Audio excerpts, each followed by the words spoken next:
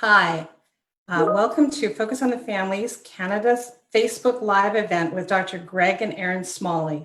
My name is Wendy Kitlitz, and I am the Vice President of Counseling and Care Ministries here at Focus on the Family Canada.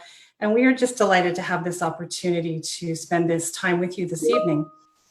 The mission of Focus on the Family Canada is to strengthen families through support and education based on Christian principles. And one of the ways that we provide support to families is primarily in the area of counseling support. We have a team of in-house counselors who offer a free one-time counseling session to anyone who calls our ministry and requests that free session. And for as long as I can remember, the number one call topic that we deal with is the topic of conflict in marriage.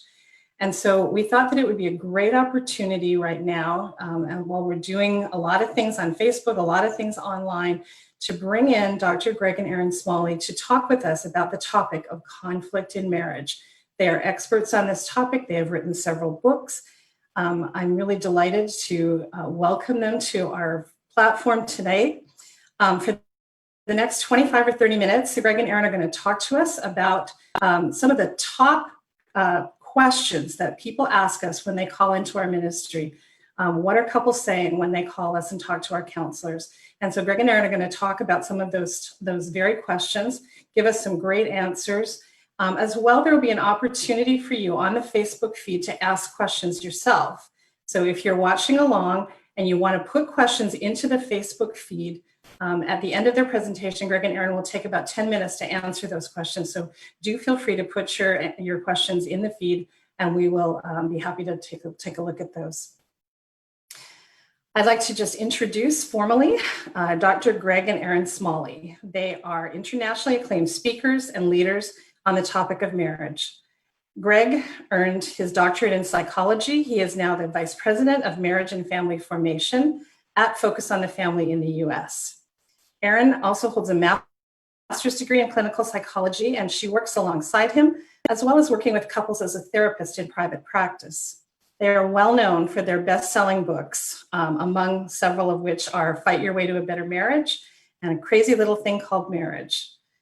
Greg and Erin are passionate about preparing individuals for marriage, strengthening and nurturing existing marriages, as well as helping couples in marital crisis. So welcome, Greg and Erin. Thank you so much for spending this time with us tonight, and we look forward to what you have for us. It is so good to be with you guys. So thank you for taking the time to invest in your marriage, to talk specifically and in an authentic way, in a real way, about the area of conflict. Of course, we never... Yeah, I was going to say, especially over this quarantine season, I don't know in Canada if you're in the same place we are, that we're gradually re-entering outside life, but plenty of opportunity from what we've heard from many as well as experienced for conflict. So a perfect topic for this season of life. Yeah, when the quarantine first happened, I was excited going, as an introvert, I thought I died and gone to heaven. So really I can stay home. I don't have to leave home. Oh my goodness, it's perfect. We had all these ideas of how we were going to connect and do things together. So literally day one. So think about this, day one. March 13th. we said, let's cook dinner together. And so as we started to prepare dinner, I don't remember what we were cooking, but my job was to brown the ground beef, and it didn't take more than 45 seconds for us to disagree on the right way to brown ground beef. Clearly taking the chunk of meat and putting it in the pan and expecting it to cook into ground beef doesn't work. You got to break it apart and stir it up and add some seasonings, and Greg just needed some encouragement to do it that way. Otherwise, I think we would have had something closer to meatloaf, maybe raw in the middle. But it took all of that time to have a disagreement and experience conflict. I remember that first day I had all these grand ideas of puzzles and games, and we did some of that, but it wasn't smooth sailing the whole time. And I'm sure that usually when we experience something, I'm guessing you're experiencing some of that too. That's interesting. So you're saying help or encouragement versus control. So that we had to manage and figure balance out how you're not controlling me. You're saying you were encouraging me. And I'm not saying understanding what you're saying. Controlled. I'm not. I think yes, and we'll talk about triggers and buttons later on. Speaking of conflict, so as Wendy talked about, we here in the U.S., the same for you in Canada, we get a lot of questions about conflict. So we wanted to kind of run through some of our core conflict content, the things that really made a difference in our relationship. Although you're wondering now, going, they can't even cook together without fighting. We did work that out, and by the end of the quarantine time, Greg was cooking full meals. Yes, so on it my did own, on your with own, no encouragement. With, yes, no encouragement or direction, whatever. Or control. Yeah, no, I don't say control. I say direction, gentle encouragement. Yes, but yes, we want to get to these questions to really dig into what you guys are asking.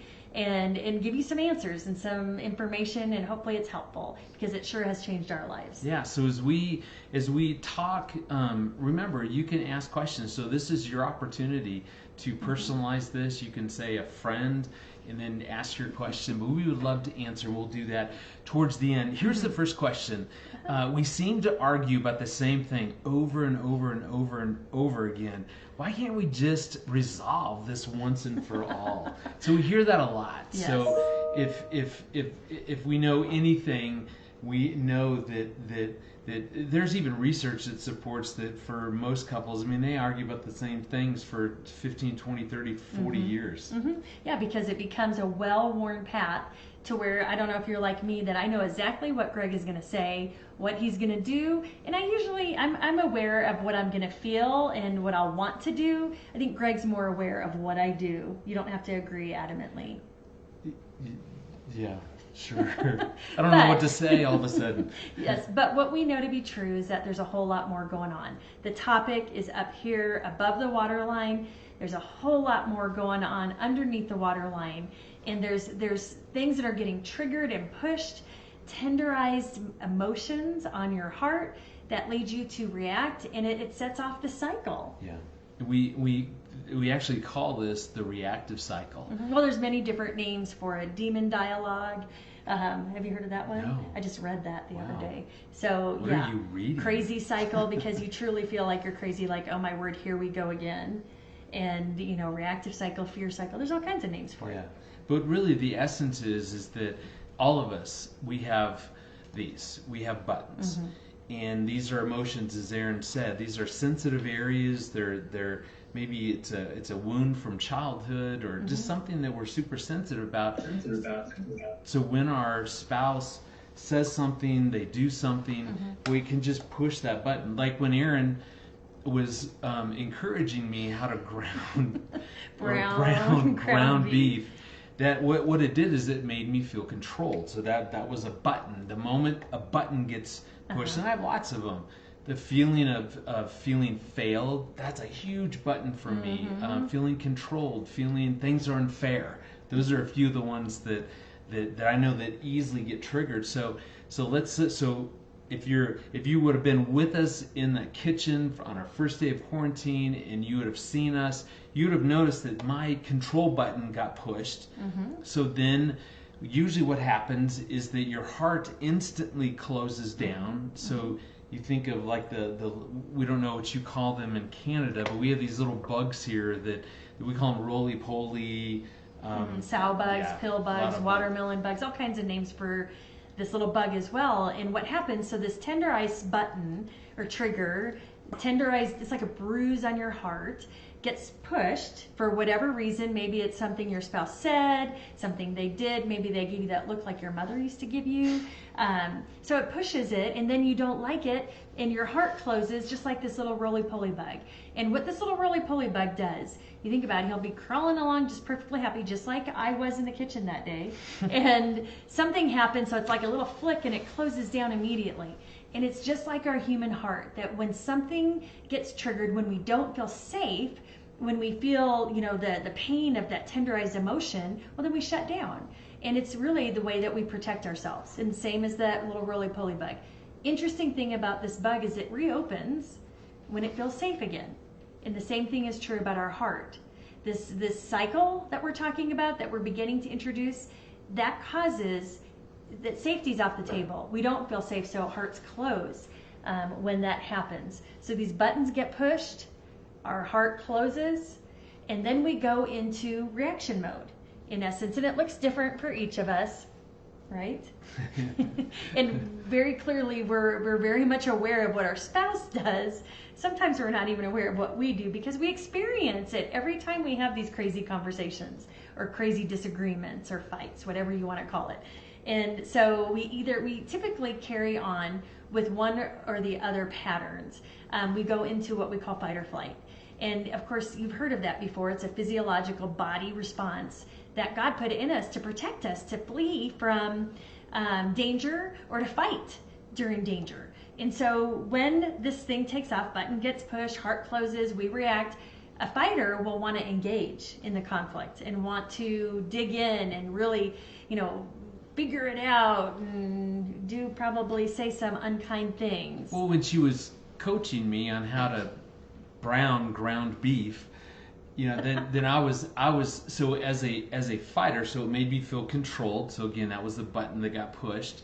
So then I'm reacting by defending myself. I'm not an idiot. I know how to do this. I have a doctorate. I have 2 master's degrees. Certainly I can brown all this bets are meat off without when coaching. Your heart closes. Doesn't matter if you have a doctorate or a master's degree. You lose awareness as far as clear thinking and clear understanding of the situation.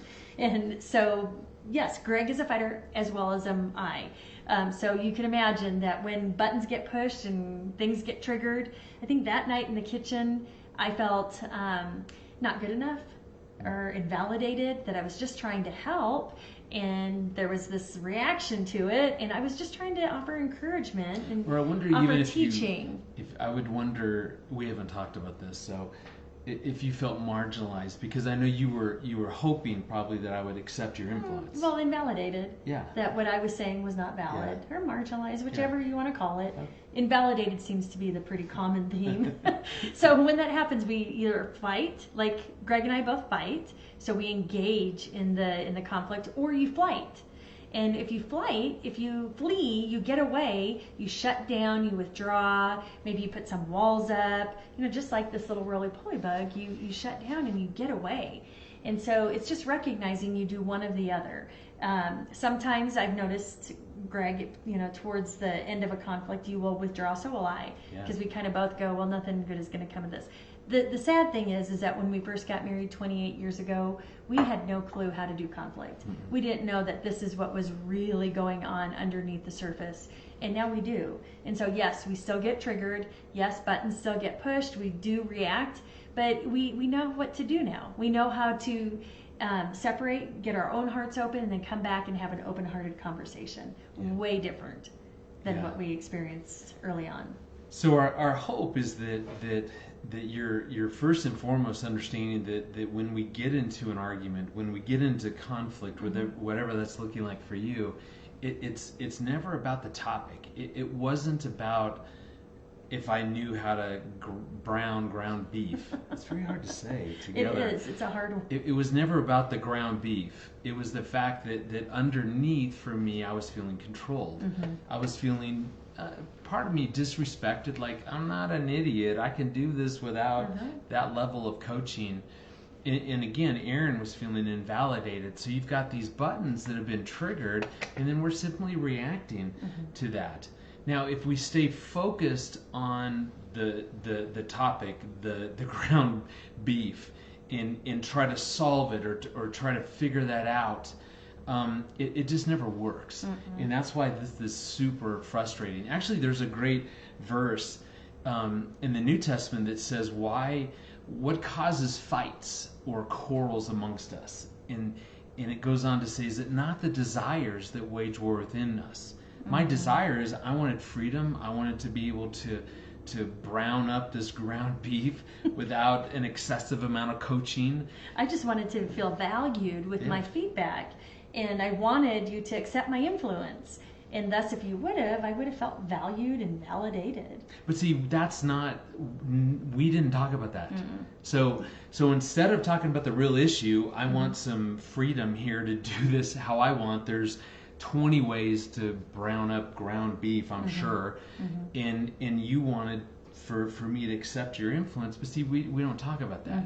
So what do? We just keep arguing, we keep reacting. Going around and around and around. Thus, even what you said in the question, why can't we just resolve those once and for all? Because you're stuck in the cycle. Yeah. And the great news is there is a way out, and we talk a whole lot about that and fight your way to a better marriage. We'll talk. So let's talk about that. Let's make this super practical. So you guys are at the kitchen. You put a big chunk.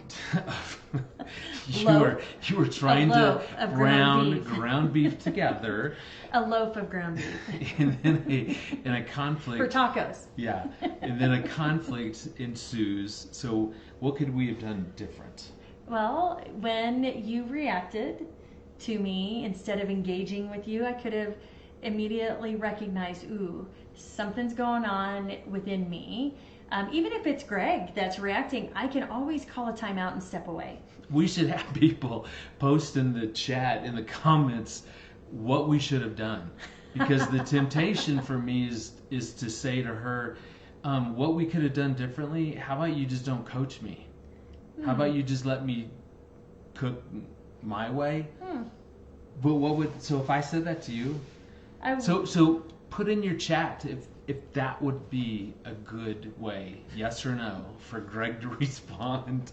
Well, I can tell them right now, don't no. mess it up. No, because that would have pushed even more stuff. But you're not responsible for me. So, if you because if I'm saying to her, how about if you just not coach me, who am I focused on? Erin. She's now both the problem and my solution. And anytime that's true, I have voluntarily given my power away to her. If she's both the problem and the solution, I'm helpless in this whole thing. And that's why that doesn't work. So that's why we encourage people, your spouse can't be where you focus, although it's extremely tempting. It is very tempting. And many of you agree with me if she just didn't coach me. But anyway, that's not going to get you out of the cycle. And I like what you're saying. Instead of focusing on her and what she could have done differently, really my focus needs to be on me and getting myself back open. Remember, Erin said that the moment that our buttons get pushed, remember, we're this little bug. We just instantly shut down. We close up. And my job, first and foremost, is to get myself back open. Because if when I'm closed, there is no way that we're going to have a good conversation. It's just it impossible. closes off the fruits of the Holy Spirit. So any gentleness or kindness, it's out I the will window. not be patient. None of it. None of that will be happening. So it's just looking at what can I control me. So I can call a timeout and let him know, hey, I need a break. I'll be back. I'm going to go take care of me. I'll be back. And so go and do that. And really check in with, what am I feeling? What got triggered here? What's going on? I wonder why I wanted to take over and get very... And control me? No, I didn't say controlling. Get very instruction oriented with browning the ground beef. And so you're saying literally, like, we should have done the standing, because we're on the opposite end of the island. Where we were literally is right behind us. We should have gone there. Anyway, so if we had been standing there, I didn't know we were going to talk about. I didn't either. This is all just about browning the ground beef. God but here we are. wants us to talk about this issue. But so what would we have done literally? How would we have focused on ourselves? I would have been checking in. What's going on for me? You felt yourself like getting frustrated. And there's always a physical body response to these buttons being pushed. When you go into fight or flight, you will feel it in your body. Some people say, ooh, I feel pressure in my chest. My heart just started racing. My ears feel like they're on fire. I feel like I got punched in the gut. And so it's just recognizing when I feel that stuff, ooh, I know something's going on. Step away. What's going on for me? Why was I really wanting to step in and not take control, but instruct? Well, maybe make this the first conversation as you guys start to talk about what we're talking about is ask each other, what's the sign? How do you know when your heart is closing? I like how Erin just gave you some idea. For me, I know my heart is closed when I am defending myself, when I am debating Erin, because it's standing in front of our grill, burner, whatever, stovetop. Very consistent. Yeah, I was debating her on, I'm not an idiot. I have advanced degrees. I can do this. Let me do it my way. That to me should have been a clue that like this little bug, I was already shut down. Now again, this was a minor disagreement, so we're not trying to say we were so enraged with each other. So this didn't get out of control. But again, those elements were still there. I was clearly defending and debating my wife. That's a sign that I'm shut down to some degree. That's when I need to disengage from the conversation instead of stop. There was an old Bob Newhart clip that if you Google that, Bob Newhart, stop it. Just so Google that at some point tonight. It's this hilarious, and a goodie. Yeah, it's a hilarious thing where as a counselor, he's playing this therapist, and every problem that someone brings in, his answer is stop it. Just stop it. Well, actually, that's the best advice in this situation. When I can recognize that I'm shut down, I need to stop it. I should have stopped arguing, stopped debating, taken a quick time out. So many times couples think, "Oh, we'll just power through this. We can get through this," and that's the godly thing to do. Versus just stepping away and checking in, getting yourself back to baseline, because everything gets elevated when you're in fight or flight. So getting back down to baseline and really getting clear on, this is what's going on for me. This is what got triggered. This is why I'm feeling like I am. This is what I'm really wanting. And then I always love to go to, what's true about me? Is it true, God, because we have the source of truth? Is it true that I'm invalidated? Yeah. That I'm not good enough? Is that true? Because the enemy loves to just thrive on reinforcing those lies, whispering to you, see, you're not good enough. Yeah. He doesn't value you. He doesn't value what you think, feel, or what you want. And those are all lies. So it's going directly to the source of truth and going, Lord, what's true about me? Well, and that piece is so powerful. If I can take a moment, like standing at our stovetop, had I just been able to step back a little bit. I mean, I could keep pounding the stuff like you were telling me to into bite-sized pieces. But I could have thought, what is going on for me right now? Okay, yeah, I'm feeling controlled. Lord, is that what's true about my wife, that she's this controlling person? What I love is when you turn to the Lord, you can access grace, and that's such a powerful tool within this process. Grace in this situation is seeing your spouse for who they've been, not how they're showing up in that moment. So I've been with Erin 30 years. So in that moment, grace is that I'm asking God, show me a picture of who she's been for 20 years. Is it true over 20 years that she's been this controlling person who won't let me cook how I want to cook? No.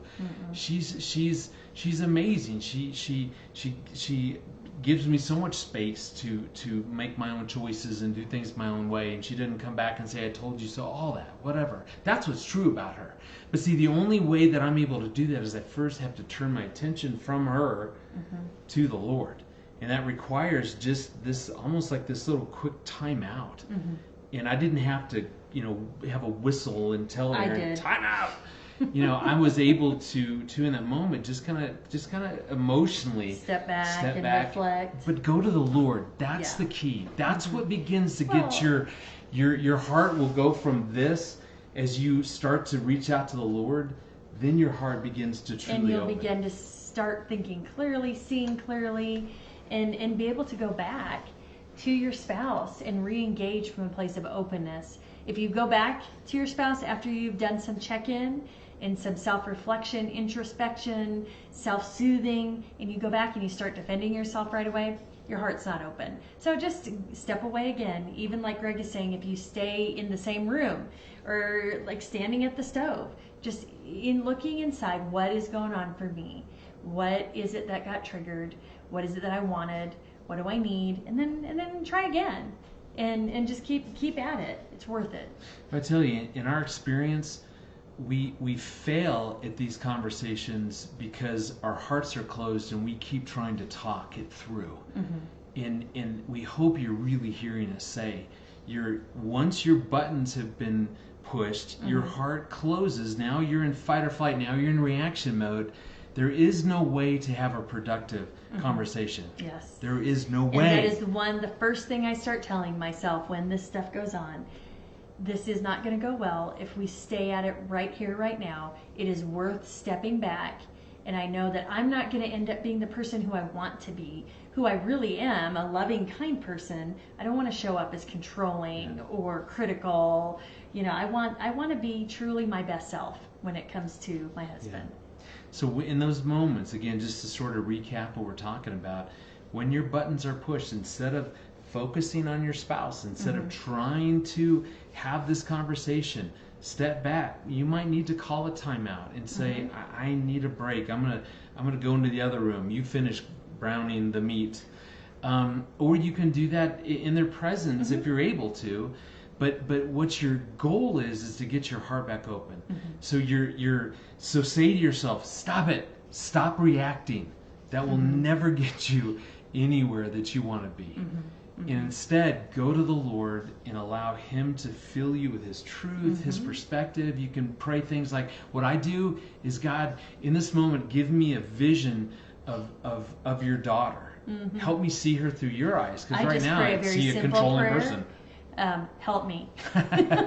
Because I need help and he needs help. And I know you'll help him. I'm not going to focus on him. Help me. Yeah, that's good, because as he has such an amazing way of just calming you down, of here's a nice fancy word, of de-escalating you. God does. Yes. And fills you with His truth, fills you with His love, fills you with the fruits of the Holy Spirit, that kindness, that patience that is required to then have a good conversation.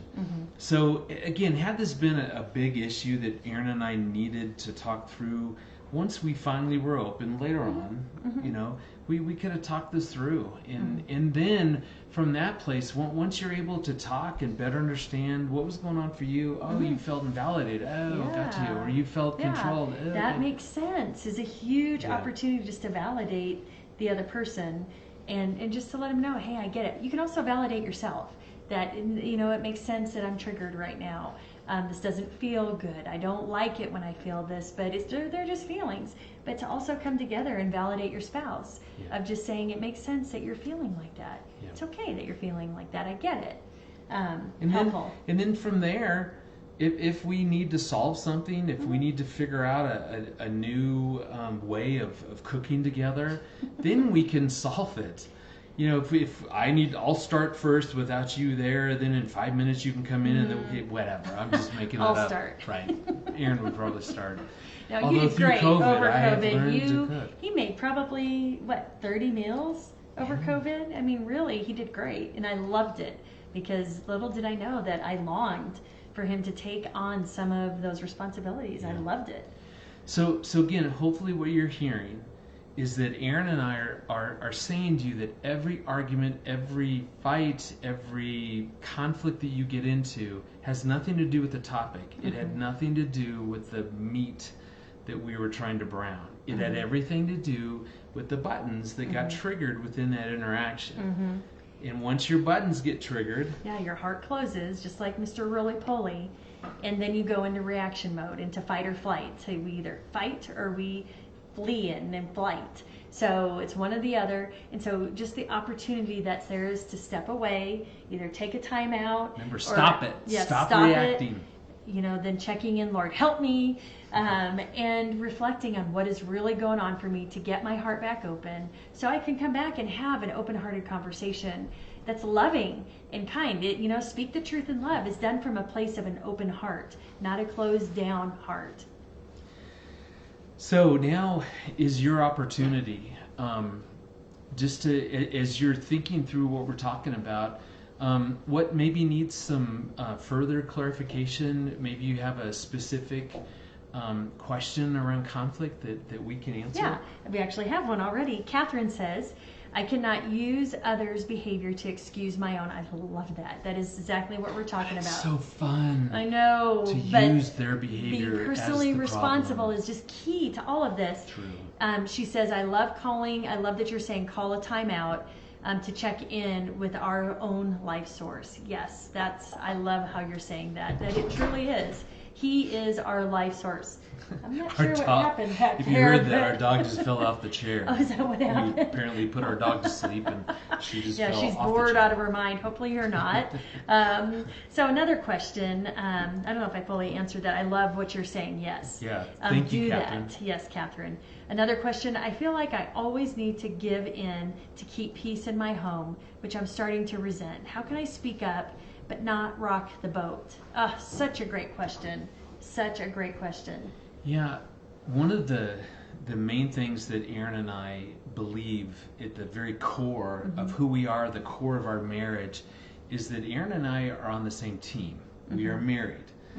We are on the same team, therefore, that we will always win together or we're going to lose together. There is no such thing as a win-lose.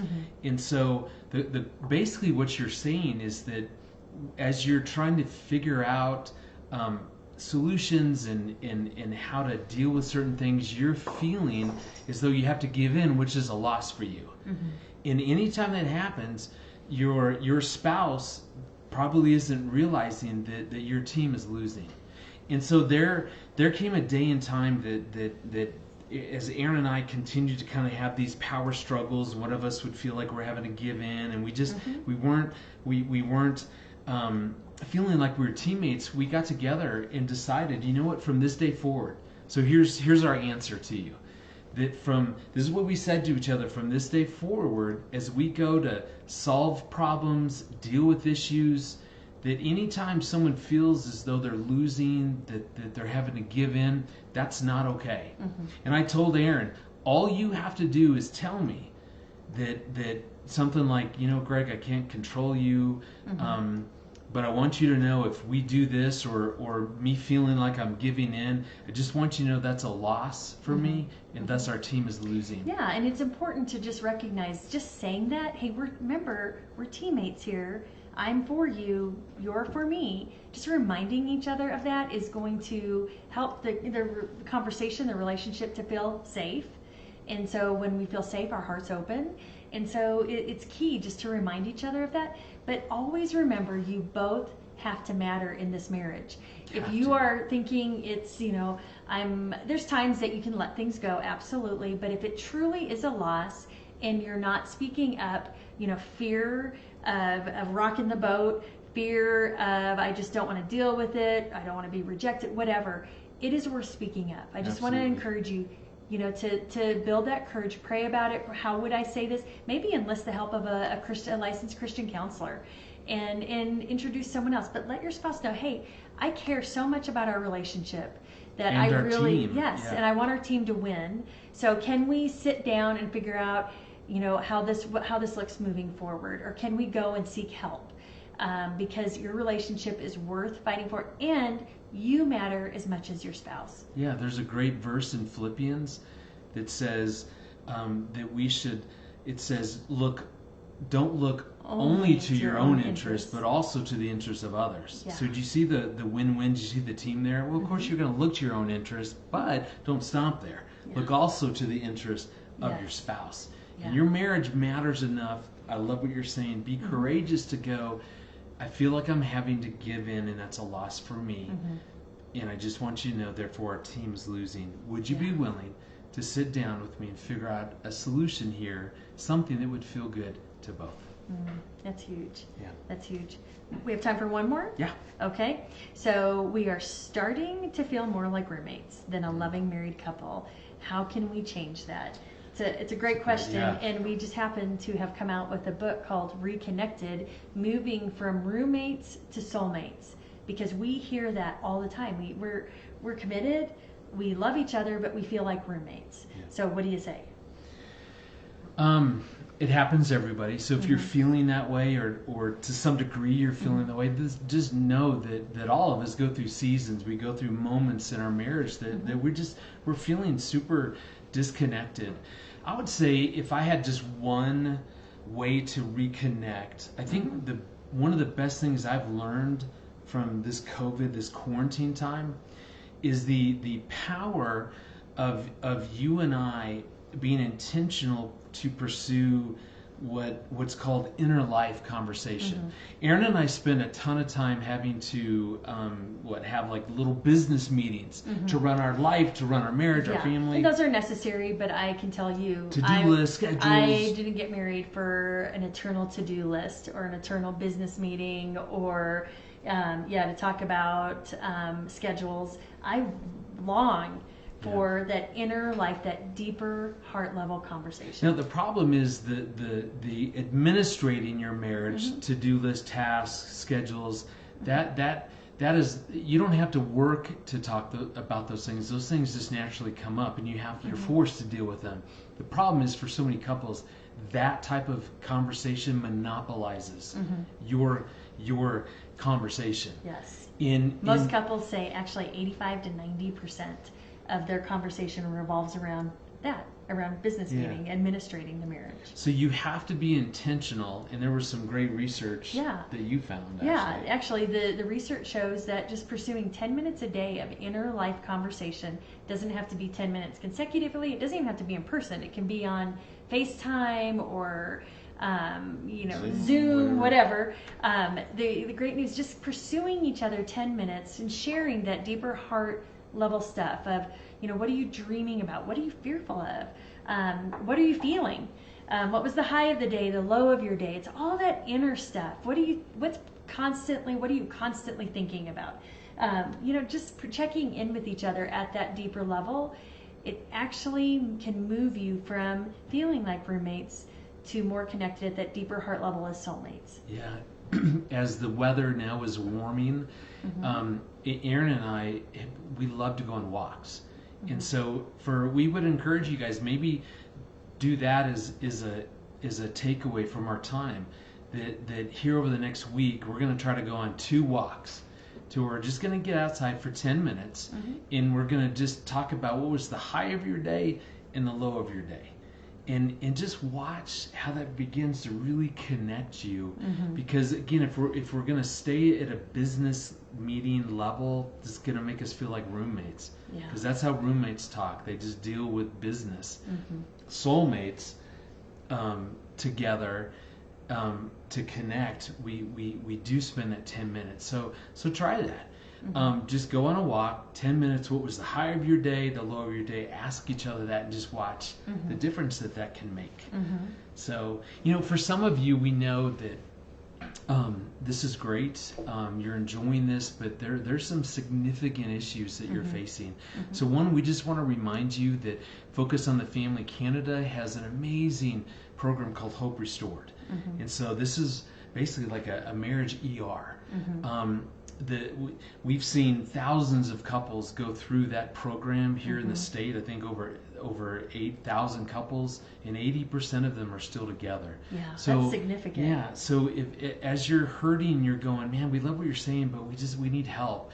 One, call Focus on the Family Canada so that you can be connected to a counselor.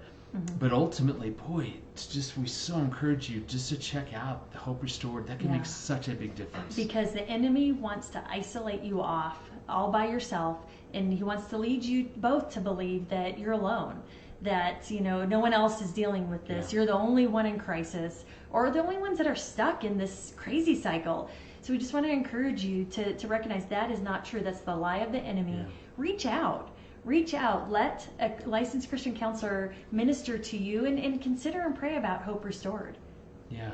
And if you want to get a better sense of, okay, now that we've actually took some time and, oh man, it was fun to do this, they also have a marriage assessment that's free that you can take, that's going to show how you are doing in several key areas. One of them is conflict. Another one is spending time together. So the opposite of kind of that roommate thing that we were talking about. So go on, take that. But that could be another, you take a walk and pull up on your cell phone the results of that free assessment, and that'll show you how you're doing. You can talk about, here's what we're doing well. Areas and strengths.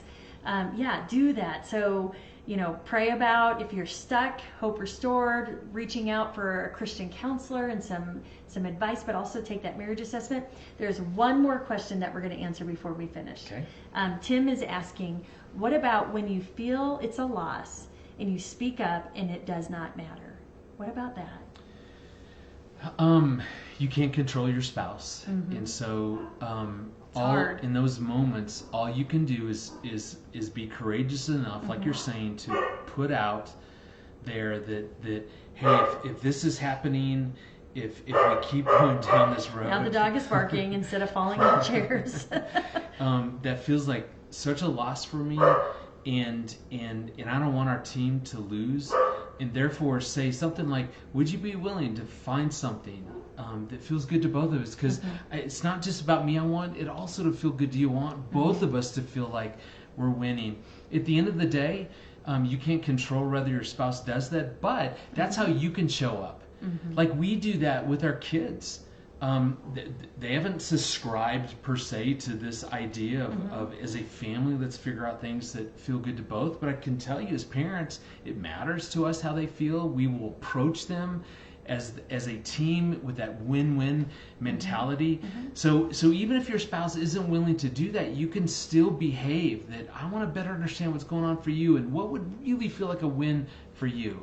And then again, try to, and here's what would feel good to me. How could we marry those two together? And even if they say, I'm not interested in figuring out anything, then, really pray about when would be a good time just to sit down and go, hey, I'm seeing we're stuck here.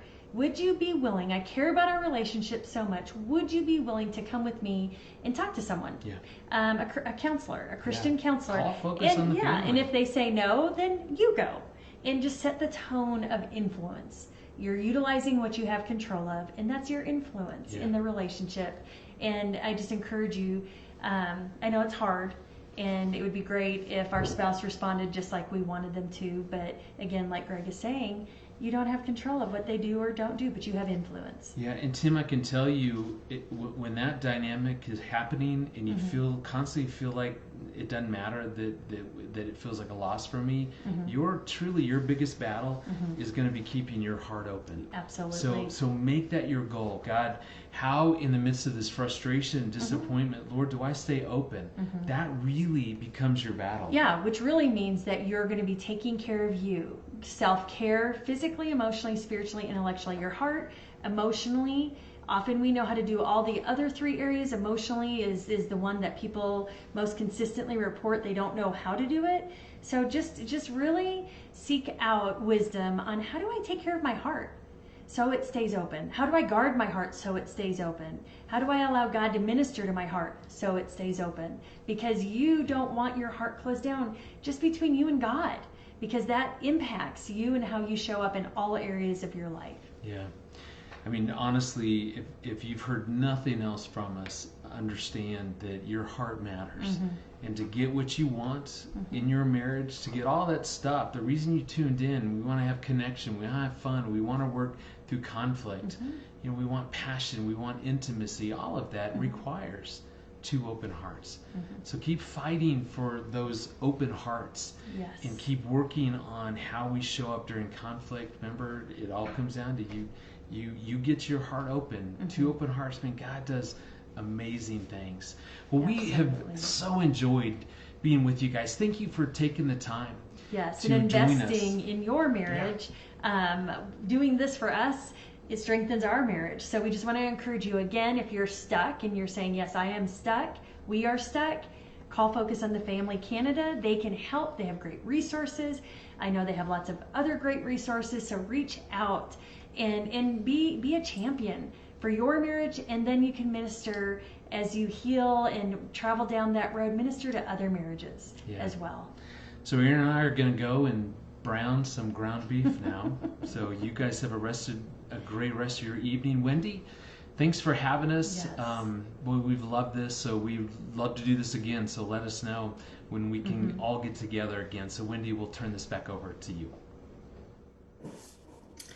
I want to thank you, Greg and Erin, for spending this time with us tonight. Some just terrific content. Just like you, we are passionate to see marriages in Canada thrive. And That's our motivation for bringing you on tonight. We're glad that you were able to be with us. We are so grateful for the time that you've spent. Just want to remind everybody that if you need to talk to one of our staff counselors, you can find the number to do that in our Facebook feed. Someone will put that on so that you know how to reach us. If you want to get in touch with our Hope Restored department, we will also put that contact information. There's a telephone number and a website that can help you get to that part of our ministry, and we would love for you to participate in that if that's what your marriage needs.